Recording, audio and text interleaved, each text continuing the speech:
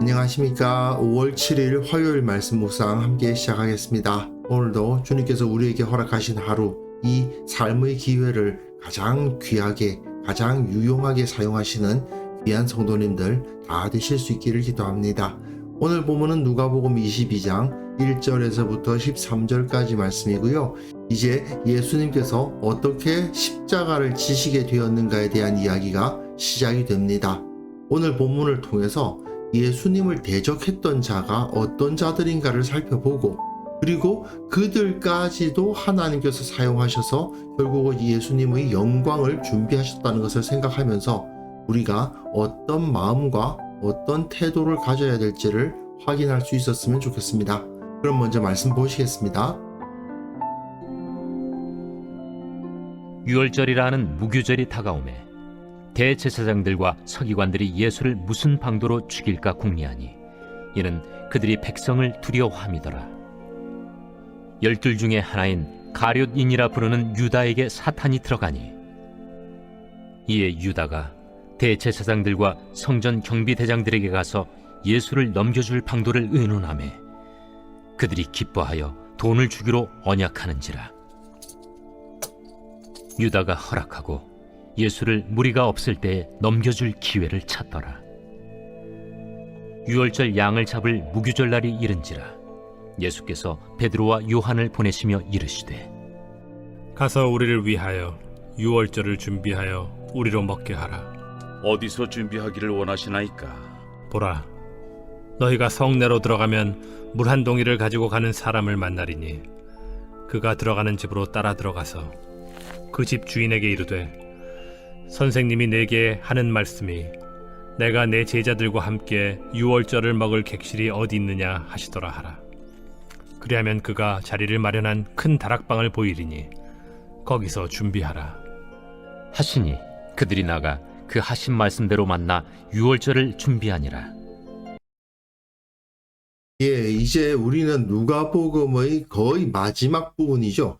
예수님께서 십자가를 지시는 이야기를 읽어가기 시작합니다. 그런데 이 위치가 상당히 중요해요. 예수님께서 과거에 요한의 세례를 받으실 때에 예수님은 그리스도로 선포가 되었고요. 그리고 지금은 유대인의 왕으로 선포가 됩니다. 누가복음 전체의 구조를 살펴볼 때 이것이 서로 대응을 이루고 있다는 것을 기억하실 수 있었으면 좋겠습니다. 예수님께서 어떤 모습으로 유대인의 왕이 되셨는가를 살펴보는 것도 우리들에게 상당히 큰 의미를 제시해 줍니다. 4개의 복음서들을 다 살펴보면요, 예수님의 십자가, 예수님의 죽으심에 대해서 가장 긍정적으로 쓰고 있는 복음서가 바로 누가복음입니다. 이후에 우리가 계속 묵상을 이어나가겠습니다만은 예수님께서 십자가에 달리셨을 때 마태, 마가에서는 엘리 엘리 라마 사박다니 나의 하나님 어찌하여 나를 버리셨나이까 하는 애절한 외침이 나오고, 요한복음에서는 내가 목마르다, 그 고통의 표현이 나타나거든요. 그런데 누가복음에서는요, 그런 고통의 표현이 나타나지 않습니다. 원래 그냥 예수님께서 하려고 하셨던 일들 그냥 다 하시는 그런 느낌이에요. 그 십자가에 달리셨을 때에도 옆에 있는 강도 한 명 구원하시고, 또 내 영혼을 아버지 손에 부탁하나이다 이렇게 기도하면서 운명하시는데, 이건 사실은 그 당시 유대인들의 어린아이들이 잠잘 때 기도하는 기도였거든요. 그렇기 때문에 누가복음이 말하는 예수님의 십자가는 그렇게 비참하거나 고통스러워 보이지 않아요. 물론 고통스럽지 않다는 게 아니고요.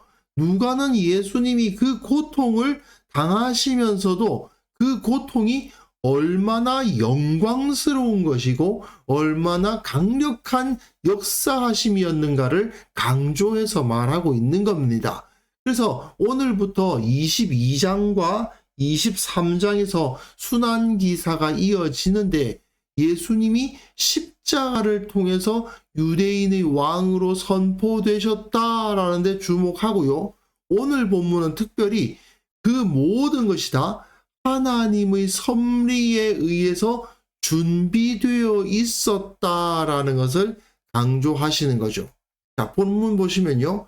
6월절이라 하는 무교절이 다가오매 그 때가 되었음을 보여주는 겁니다. 6월절 어린 양으로 오신 예수님께서 그 6월절 어린 양의 역할을 감당하실 때가 되었다는 이야기예요. 근데 거기서 어떤 사람들이 등장하느냐? 대제사장들과 서기관들이 등장합니다.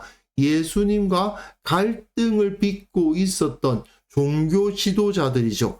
이들이 악한 자들이었다는 사실을 누가는 사실 다른 복음서도 마찬가지입니다만 여기서 확실하게 나타내 주고 있습니다. 예수님을 무슨 방도로 죽일까 궁리하고 있습니다. 명절이 다가오고 있는데 하나님의 구원을 기념하는 이스라엘을 애굽에서 이끌어내신 것을 기념하는 그 무교절 명절이 다가오고 있는데 이들은 그 명절에 백성들에게 어떻게 하나님의 구원을 더 잘 가르칠 것인가, 하나님의 구원을 어떻게 더 잘 아름답게 기념할 것인가, 이런 건 생각하지 않고 무죄한 사람을 어떻게 죽일까를 궁리하고 있었다는 것이죠. 그뿐만 아니라 이들은 하나님을 두려워하는 것이 아니라 백성을 두려워한 자들이었습니다. 하나님이 아니라 사람을 두려워하고 그리고 그 사람들의 비위를 맞추고 그 사람들의 눈을 피해서 행동하려고 하는, 하나님께서 자기들을 보고 계신다는 사실은 전혀 인식하지 않죠. 그리고 하나님께 영광을 돌리고 하나님의 기쁨이 되려는 생각도 전혀 하지 않습니다. 이러한 자들에 의해서 예수님께서 십자가를 지셨다라고 기록하고 있어요. 그리고 다시 12 중 하나인 가룟일이라 부르는 유다에게 사탄이 들어갔다라는 표현이 주어지고 있습니다. 이 사탄이라는 표현이 어디서 나옵니까? 구약 성경에서 욥기입니다. 욥기의 메시지는 의인이 고난을 당할 수도 있는가? 이 문제거든요. 왜 의인이 고난을 당하는가에 대해서 이야기하는 본문이 바로 욥기라고 할 수 있는데 누가복음은 예수님이 의인이셨다는 것을 강조합니다. 마태복음과 마가복음에서는 예수님께서 십자가에서 운명하신 이후에 백부장이 이는 진실로 하나님의 아들이었도다라고 고백했다고 기록하는데 누가복음에서는 의인이었도다라고 기록합니다. 이거는 사탄이라는 이 표현에서 나타나듯이 예수님이 욥과 같이 아무런 죄가 없음에도 불구하고 고난을 당한 분이다 하는 것을 나타내려고 하는 거죠. 이에 유다가 대제사장들과 성전 경비대장들에게 가서 예수를 넘겨줄 방도를 의논합니다. 앞에서 대제사장과 서기관뿐만 아니라 12 중 하나인 가룟인 유다가 똑같은 모습을 보이고 있죠. 그들이 기뻐하며 돈을 주기로 언약하는지라. 자, 앞에서 대제사장과 서기관은 하나님을 두려워하지 않고 백성들을 두려워하는 자들이었다는 것을 볼 수 있었는데 이 가룟 유다는 예수님의 제자였음에도 불구하고 예수님을 따르는 것이 아니라 돈을 따르는 자다라고 기록하고 있습니다. 이게 은 30을 주었다라는 것은 마태복음에만 기록되어 있고요. 여기선 그 액수는 나타나지 않으나 유다가 돈을 추구하여서 세상의 재물을 추구하여서 자기 스승을 팔았다라는 것을 강조합니다. 유다가 허락하고 예수를 무리가 없을 때에 넘겨줄 기회를 찾더라. 예, 무리가 없을 때 역시 이도 백성들의 눈을 피하려고 노력하고 있었죠. 그러니 똑같은 존재였다 하는 것을 말해주고 있는 겁니다. 결국 이를 통해서 누가는 성전의 지도자이건 예수님의 사도이건 간에 사람을 두려워하고 그들로부터 인기를 추구하고 사람의 눈에 띄지 않기만 하면 악을 행해도 된다는 식으로 행동하고, 그리고 돈으로 모든 일을 해결하려고 하는 자들은 하나님 앞에서 악인이라는 사실, 사탄과도 같은 존재라는 사실을 보여주고 있는 것입니다. 그런데요, 누가도 그렇고 다른 복음서도 마찬가지입니다만은 예수님이 악인들의 모략에 의해서 피해를 입으신 것이 아니었습니다. 모든 것은 다 하나님의 의도에 의해서 다 준비되어 있었어요. 특별히 누가복음은 마가나 마태와는 달리 이 마지막 만찬을 예수님께서 주도적으로 준비하셨다고 강조하고 있습니다. 왜냐하면 마가복음의 경우, 마태복음도 마찬가지입니다. 무교절이 왔는데 제자들이 예수님께 먼저 여짜워 물어요.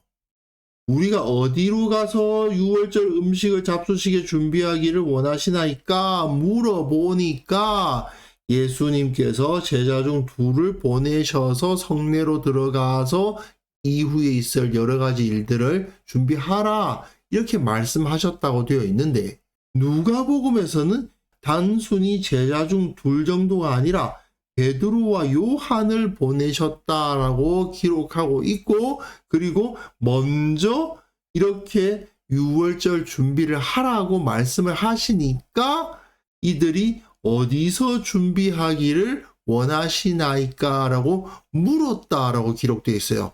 즉 예수님이 모든 것을 주도하셨고 제자들은 그냥 따랐다라고 강조하고 있는 것입니다. 이거는 예수님께서 십자가로 끌려가신 게 아니다. 오히려 예수님은 십자가를 미리 준비하셨고 능동적으로 십자가를 향해서 걸어가셨다라는 것을 보여주는 것이라고 할 수 있죠. 그래서 이후에 많이들 아십니다마는 아주 신비한 일이 일어나죠. 성내로 들어가라. 물 한 동이를 가지고 가는 사람을 만날 것이다. 이건 남자예요. 남성 명사로 기록되어 있습니다. 재미있는 것은 이 당시에 물 한 동이를 지고 가는 사람이 얼마나 많을 텐데 그 사람을 만날 것이라고 말씀하셨나 하고 좀 의아하게 생각할 수 있지만, 물동이를 가지고 가는 사람은 대부분 다 여자들이었습니다. 남자가 물 한 동이를 가지고 가는 경우는 거의 찾아볼 수가 없었던 것이죠. 그런데 성내로 딱 들어가면 남자인데 물을 나르고 있네? 저 사람이네? 하고 그 사람을 따라 들어가라고 되어 있는 겁니다. 아주 이례적인 행동을 하는 한 사람이 있었고, 그리고 그 사람이 미리 준비되어 있었기 때문에 그가 들어가는 집으로 따라 들어가라고 하셨고, 그 집 주인에게 선생님이 내가 내 제자들과 함께 유월절 먹을 계실이 어디 있느냐 하시더라 하라, 마치 예약해 놓은 듯이 표현을 하고, 그리하면 그가 자리를 마련한 큰 다락방을 보일 것이다. 거기서 준비하라. 이런 모든 준비가 하나님에 의해서, 예수 그리스도에 의해서 이루어지고 있었다라는 것을 보여주고 있는 것이죠. 그들이 나가 그 하신 말씀대로 만났고 유월절을 준비했다. 이런 표현들을 통해서 하나님께서는 이 모든 것들, 대제사장들과 서기관들이 가룟 유다와 결탁하게 될 것이고, 그들이 예수님을 죽이려고 모의를 하게 될 것이고, 예수님께서는 유월절을 준비해서 그 제자들과 언약을 맺을 것이고, 이 모든 섭리가 다 하나님의 역사하심 가운데 있었다라는 것을 보여줍니다. 오늘 본문을 이해함에 있어서 과거 이스라엘의 역사를 조금 떠올려 보면 매우 큰 도움이 됩니다. 하나님께서는 유다 왕국이 부패했을 때 바벨론을 들어서 유다를 치셨고 결국 유다를 멸망시키시고 그 예루살렘 성을 완전히 깨뜨려 버리셨죠. 그리고 예루살렘에 살던 그 모든 유다인들은 다 바벨론으로 끌려가서 70년 동안이나 포로 생활을 해야만 했습니다. 하나님께서는 유다를 치는 막대기로, 채찍으로 바벨론을 사용하신 거예요. 그렇지만 하나님이 바벨론을 좋게 보신 겁니까? 아니거든요. 바벨론은 오히려 유다보다 더 악한 자들이었어요. 하나님께서는 유다가 당한 것보다 더 큰 고통과 멸망을 그들이 경험하게 하셨습니다. 분명 악한 자들을 들어서 자기 백성을 치시지만 결국 자기 백성은 그것을 통해서 오히려 다시 일어남을 받고 회복되고 그 영광을 다시 떨칠 수 있게 되고 하나님의 백성을 치는 데 사용되었던 바벨론과 같은 대제국들은 그야말로 완전히 깨뜨려지게 되죠. 오늘 본문 보십시오. 대제사장 서기관 그리고 12제자 중 하나였던 가룟 유다를 마치 바벨론처럼 사용하고 계신 겁니다. 그리고 그것을 통해서 예수님을 왕으로, 유대인의 왕으로 선포하고 계십니다. 대제사장, 서기관, 그 당시 종교적으로 가장 높은 자들이죠. 가톨릭의 교황, 추기경, 그 정도 됩니다. 12사도들 중 한 명, 그 예수님을 따르는 공동체에서 얼마나 중요한 자였겠습니까? 설명할 필요가 없습니다. 그렇지만 그렇게 높고 중요한 위치에 있었던 사람들이라 하더라도 하나님이 아니라 사람을 두려워하고 정의가 아니라 돈을 추구하고 이러한 자들이 되었을 때에는 사탄과 같이 하나님의 대적으로 전락하고 만다는 것을 오늘 본문에서 우리가 확인해야 됩니다. 결국은 하나님께서는요, 교회 내에서 악한 자들이, 악한 지도자가 나타나게 하실 때도 있습니다. 사람을 두려워하고 돈을 따르는 자들이 지도자가 되는 경우도 정말 있습니다. 하지만 그 모든 것 역시 다 하나님의 섭리 안에 있다는 것은 우리가 인정할 필요가 있습니다.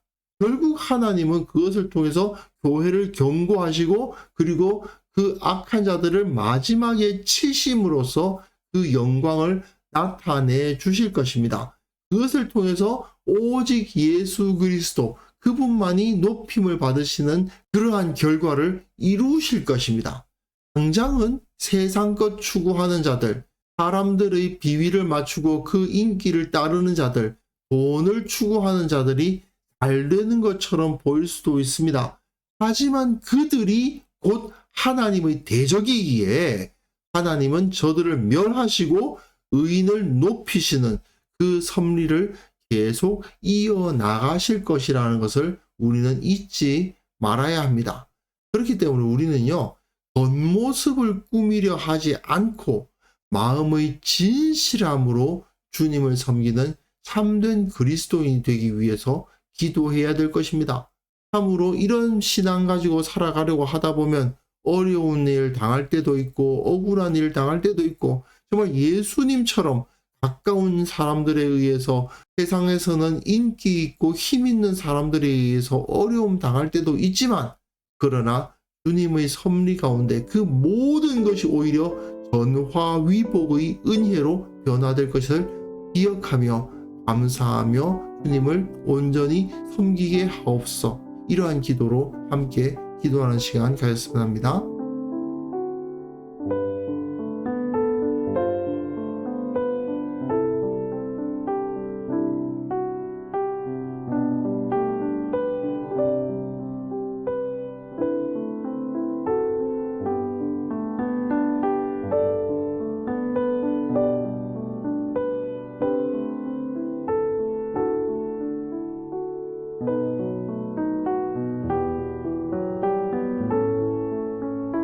하나님 아버지, 제가 겉으로 보이는 모습을 꾸미는 자가 아니라 마음의 진실함으로 오직 주님만을 섬기는 참된 그리스도인, 참된 예수님의 제자로 설 수 있도록 온전히 붙들어 주시기를 원하옵고 바랍니다. 사람들이 나를 어떻게 볼 것인가, 사람들이 나를 어떻게 평가할 것인가에 붙잡히지 아니하고 오직 주님께서 나를 어떻게 느끼고 계실까, 주님께서 나를 어떻게 평가하실까를 늘 생각하며 오직 주님의 은혜만을 바라보는 지혜자가 되게 하여 주옵소서. 세상 살아가다 보면 어려운 일 당할 때 너무나도 많지만 주님 앞에서 진실하게 살아간다면 그 모든 것이 다 오히려 복으로 바뀔 수 있음을 믿음으로 바라볼 수 있도록 도와주시고 흔들리지 않고 주님의 도우심을 믿는 자가 되게 하여 주옵소서. 주님, 세상에는 주님의 이름을 높이지 않는 자들이 너무나도 많이 있으며 참으로 하나님의 영광을 고려하지 않는 어리석은 자들이 너무나도 많음을 보게 됩니다. 그러나 주님, 저들이 결국 주님의 섭리 앞에서 무릎 꿇을 수밖에 없을 것이며 예수 그리스도의 영광은 이 땅 위에 떨쳐질 수밖에 없다는 것을 믿음으로 주님 앞에 간구합니다. 주님, 속히 그날이 오게 하셔서 하나님의 영광, 예수 그리스도의 영광이 이 교회를 통해 온전히 드러나게 하여 주옵소서. 아버지, 오늘 하루도 주님께서 우리와 함께 해주실 것을 믿습니다. 주께서 크신 은혜로 우리를 붙들어 주시고 흔들리지 않도록 도와주시고 행하는 모든 일들 가운데서 형통함도 허락하여 주시고 가장 올바른 길, 가장 주님께서 기뻐하시는 길이 무엇인지를 늘 기도함으로 찾아서 결국은 주께서 원하셨던 그 길을 걸어가는 우리 모두가 되게 하여 주옵소서. 감사드리옵고 예수님의 이름으로 기도합니다. 아멘.